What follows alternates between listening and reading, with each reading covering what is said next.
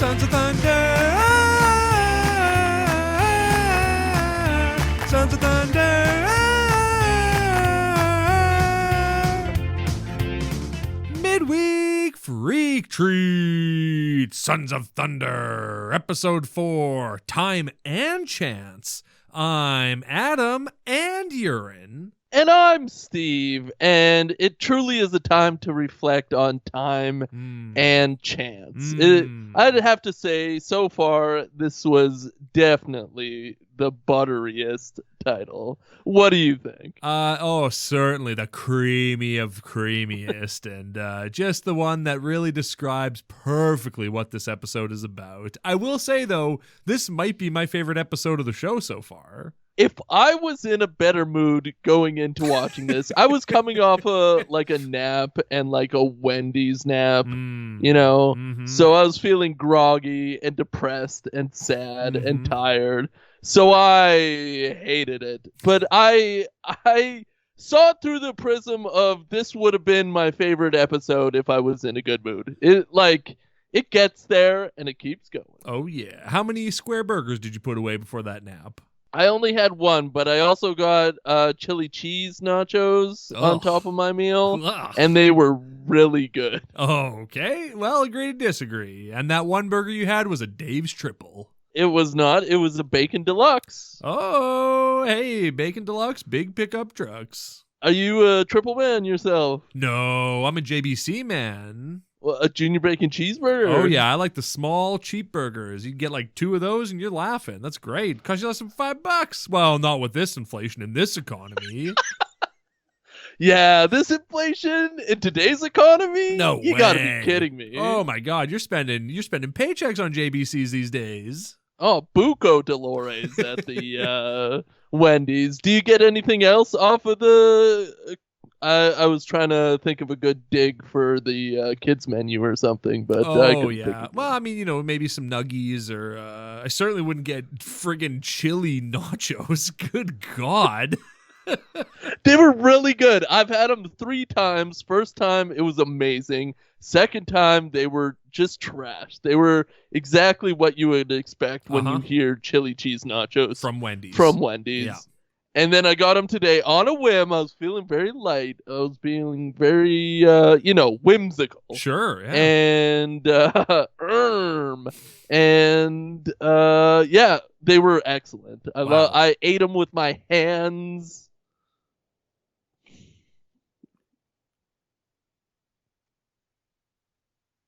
Guess what I'm having for supper tonight? What? Oh, baby. We're recording this on a Tuesday, so you know what that means. Oh, I know what it is. Yeah, I've talked my wife into letting me get Papa John's. I talked my wife into letting me get Papa John's.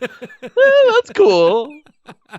Oh, yeah, so excited. Terrific Tuesday. Papa come calling. What are you getting this week? I don't know. You change it up a little bit. I don't know. I'm excited. I haven't looked at the menu. I'm excited to see. Maybe they got some new Zaws. I don't know. What has Papa got in store for me? I guess I'll find out after this. I guess. Next time, have that prepared, though. You're right. I'm sorry. I came straight from work home, had to watch Time and Chance, didn't have time to look at the pizza menu. And so after this, I'm giving my full attention to Papa John's pizza menu, and then I'll be ordering a delicious Za from the Papa.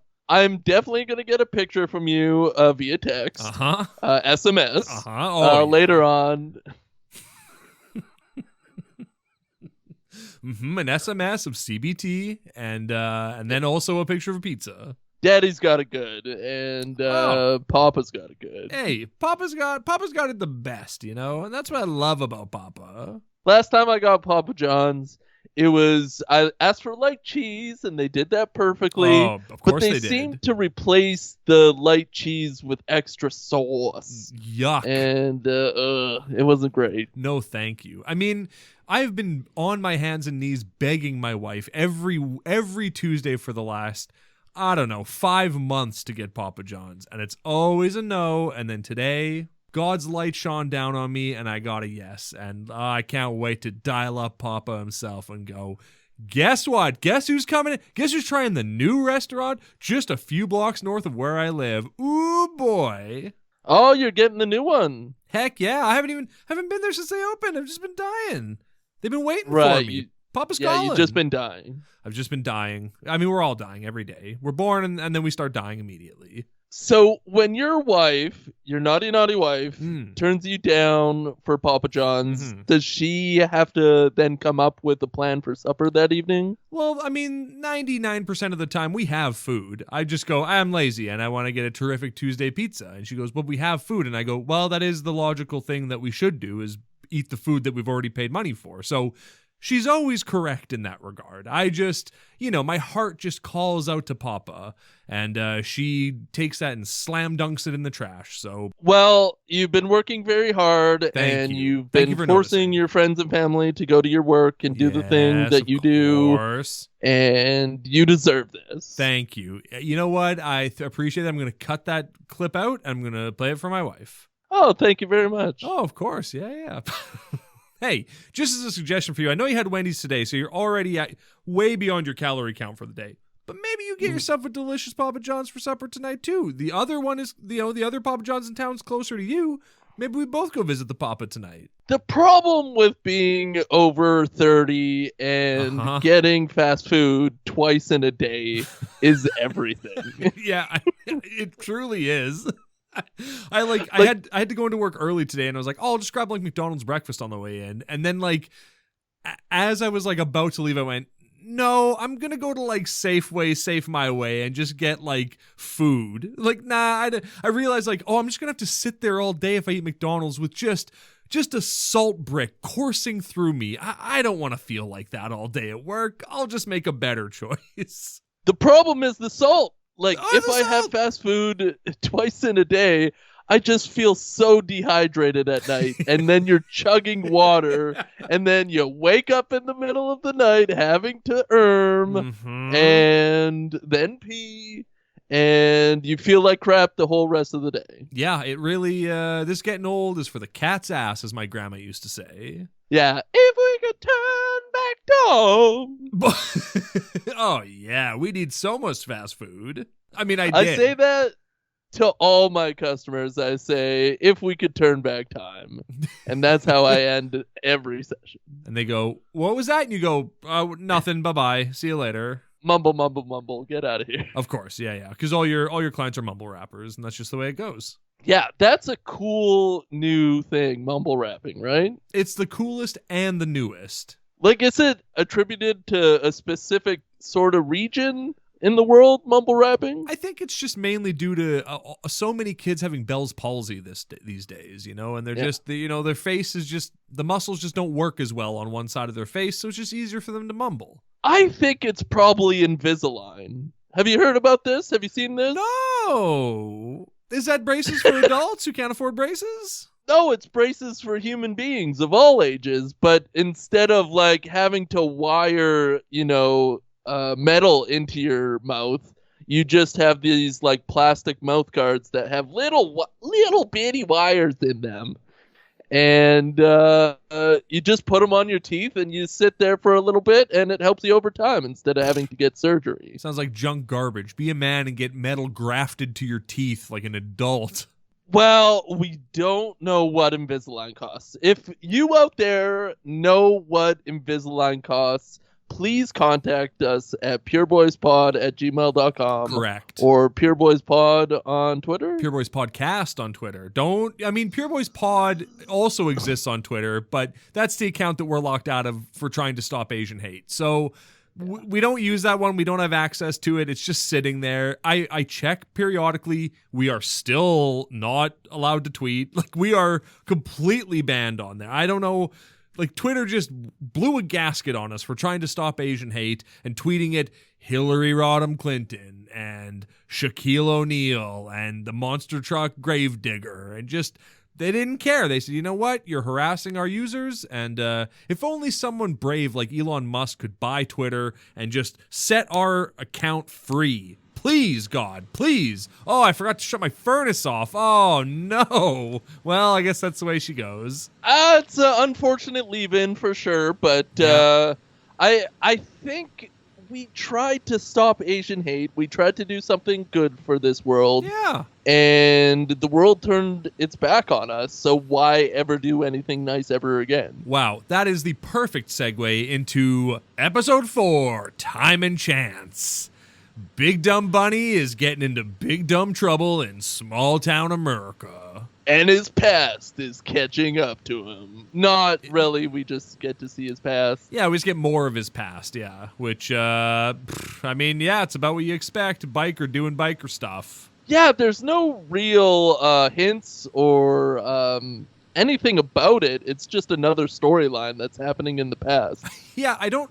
Like, I get that it's like, oh, this is how he became Christian, but, like, it doesn't really tie into... Like, I'm sure that, well, no, there won't be any payoff. The payoff will be him being like, well, I gotta go, and then stealing Ringo's Bible or something, or whatever he took that made the biker gang hate him. But we still haven't found that out. But I will say, they show a close-up of his hand today while he's doing stuff. That's not a euphemism. And there is a clear burn mark on the back of his right hand where that devil tattoo used to be. So I think we're going to get the story of that devil tattoo pretty soon here. Well, we must, because they put a lot of work into it.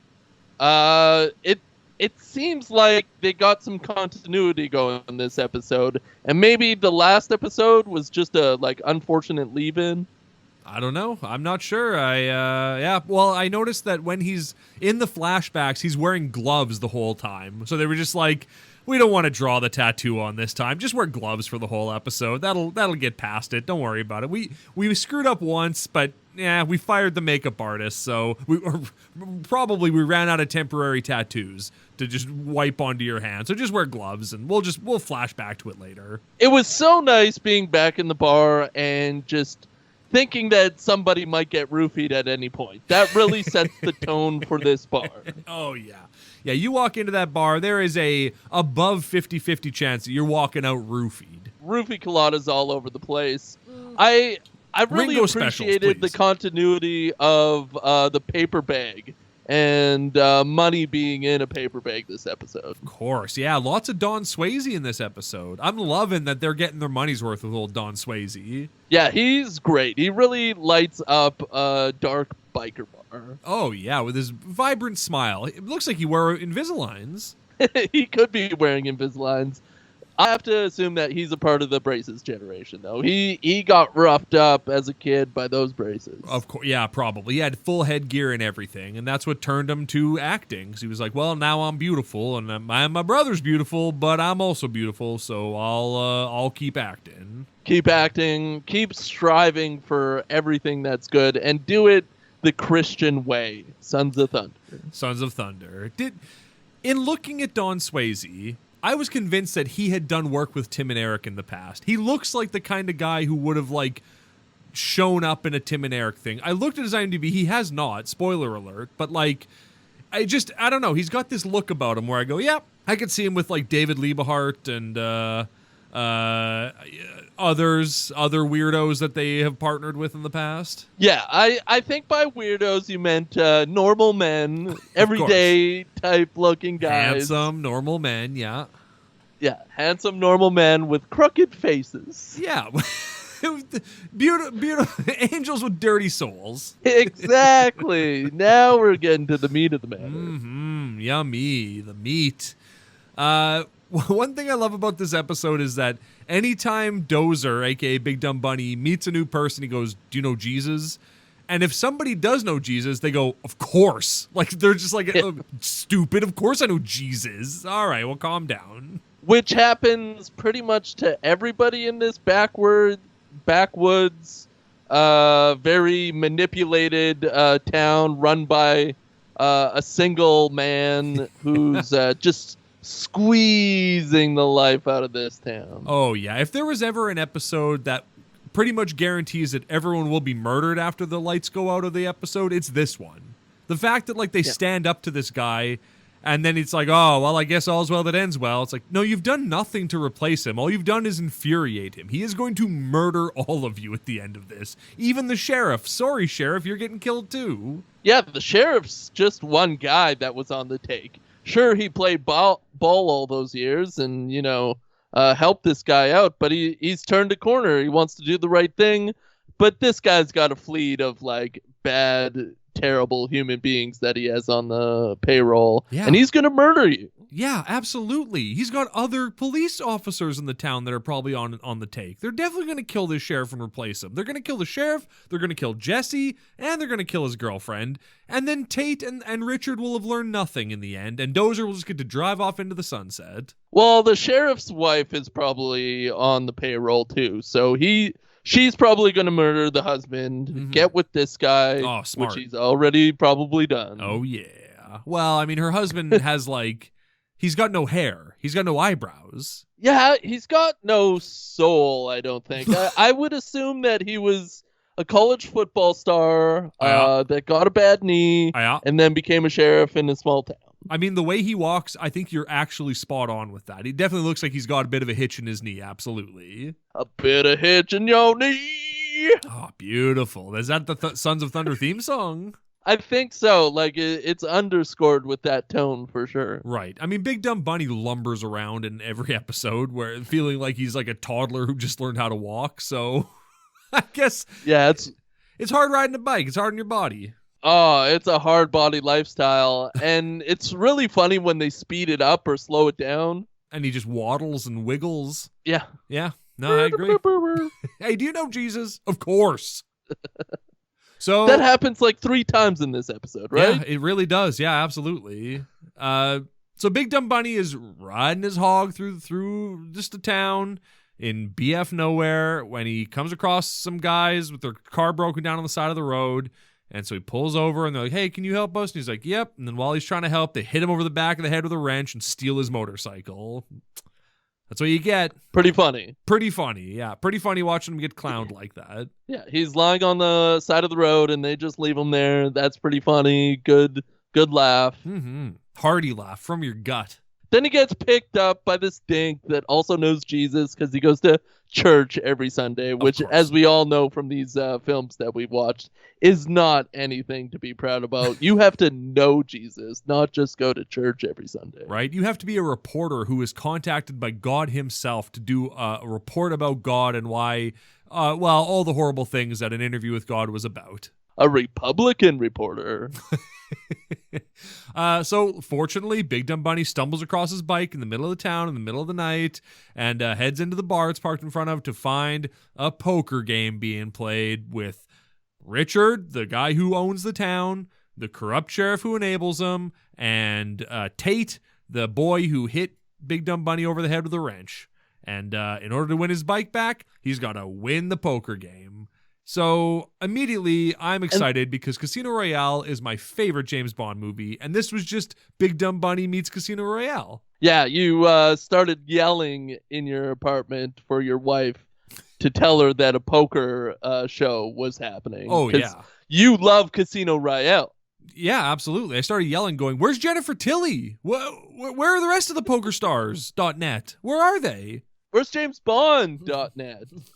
You had no idea. There's also like a banker or an accountant that's playing, but also playing as the banker. I don't know what his role is. Yeah, for like most of the episode, I thought he was there to just bankroll people, but then he's just has cards at one point. You go, oh, I guess you're playing as well. With whom's money? Where'd you get that? What are you doing? Whom's did you drag all that money from? Exactly. Where's Jeffrey Wright? Where's Mads Mikkelsen? Where's the rest of the cast of Casino Royale? I'm very impressed that you can rile off those names off the dome. That's very impressive. I got them all. Bless you. Don't even worry about it. I got them all. You know, they set a record in the Guinness World Record for how many times a car flipped on screen. I think it was like 7 or 8. It was crazy. How many times have you seen Casino Royale? A few. It's the best James Bond film, hands down. None of them are even close. James Bond is an absolute garbage trash franchise that somehow has made so many movies, and there's only one good movie, and it's Casino Royale. And it's like, it's not even up for debate. James Bond is garbage, everybody. Sorry. MGM, the Broccoli family, you blew it. You blew it, Barbara Broccoli. Sorry. Come at us. Who is Barbara Broccoli? Barbara Broccoli. What do you mean, who is Barbara Broccoli? She's one of the people who owns the rights to James Bond, the Broccoli family. I had no idea.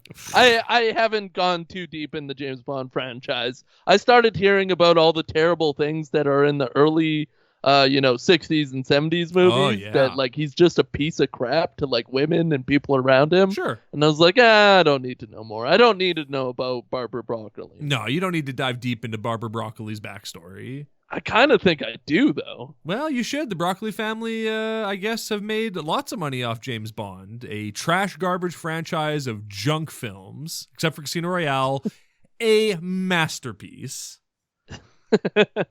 So Melody, the waitress, is also at the bar serving these wonderful gentlemen during the poker game. And the only thing I have written about her is that she seems nice. Yeah, she does seem nice. Yeah, well, and we find out later that she's dating Jesse, so that's nice. Yes, you'd think you'd put a little stank on her working a poker game at night. She does end up being a nice character in Jesse's slam piece. Mm-hmm. But she just looks nice, like a librarian. Like, why wasn't Tate ordering Ringo specials or anything like that?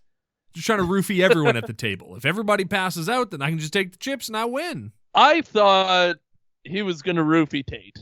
Did you not think he was going to roofie Tate? Who was going to roofie Tate? His uncle.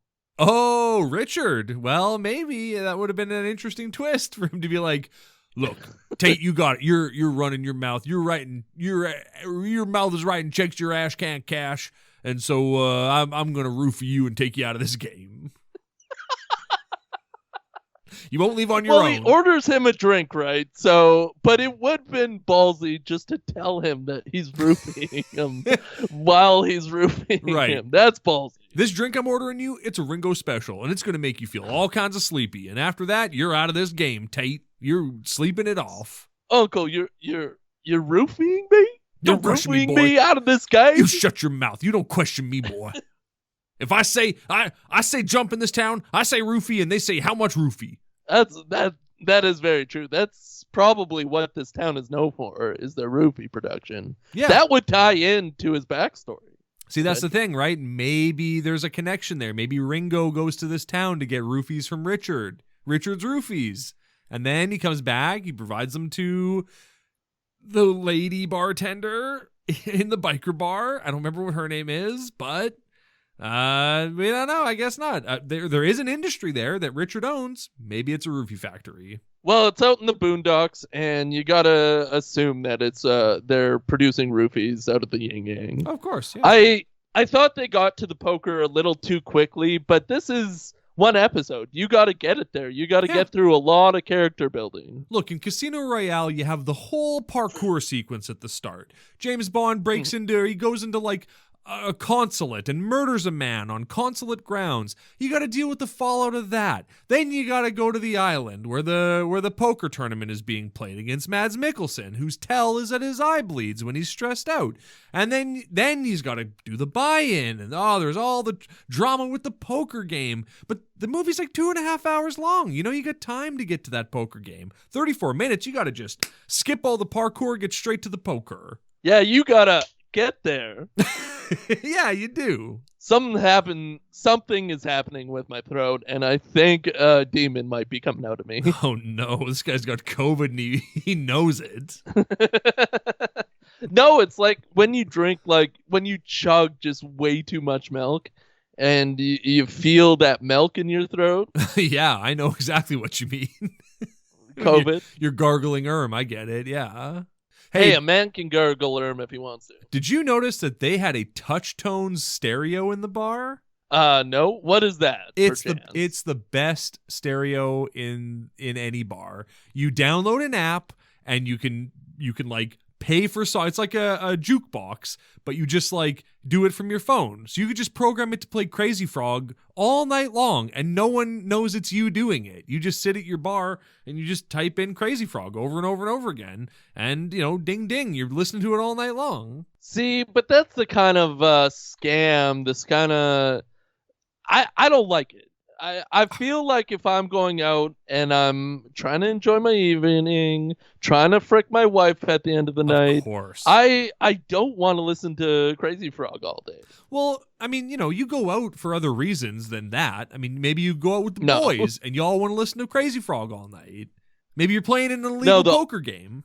The only reason I go out is so I can have sex with my wife. Hey, amen to that, brother. Because if I'm going to get mine, she has to get hers. Yeah, if you're going to get your Crazy Frog out, then she's going to get it out too. Exactly. Yeah, exactly. So, the money's flying, chips are being cashed, the motorcycle keys, stupid Tate loses the motorcycle keys, and I love that Jesse, the kid who's like the good kid who's playing the game, wins the keys, but doesn't just go like, okay, here are your keys, mister. He's like, buy these keys off me. Big Dumb Buddy's like, man, just give me my motorcycle back, please. Don't extort me. God, everyone in this town's corrupt.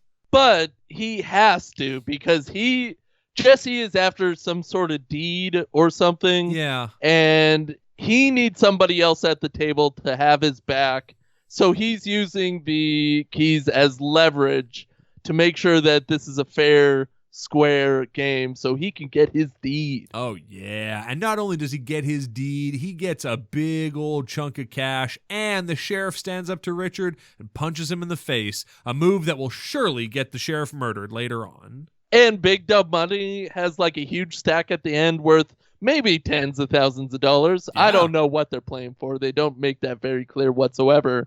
But he just gives it to Jesse as well. Just like, take the money, dude. You need money to go. You got gas. You got to buy gas. In this economy, you know how expensive that is? Oh, my God.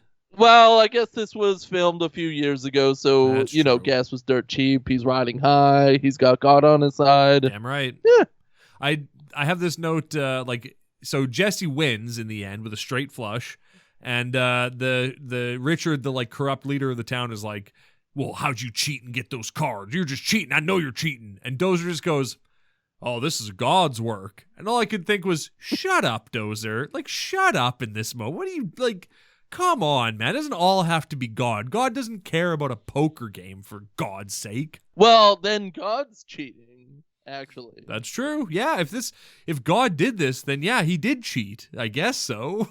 So technically, Richard should get that money back and that big old hog. And God should apologize. Oh, absolutely. He owes everyone an apology. Thanks for life, God. It sucks. Maybe that's why he sent Jesus down to get crucified. Probably. It makes the most sense. Hey, happy Easter, everyone. Easter was last week, but we love it anyway. We didn't do an Easter movie because who cares? And we were too busy doing A League of Their Own. But I hope you all had a good Easter and went to church and helped crowd surf that cross. I hope you had a great Easter. I hope you spent time with your loved ones. But also, frick the church. Yes, I love the church, obviously. But sometimes you gotta frick what you like. Too late.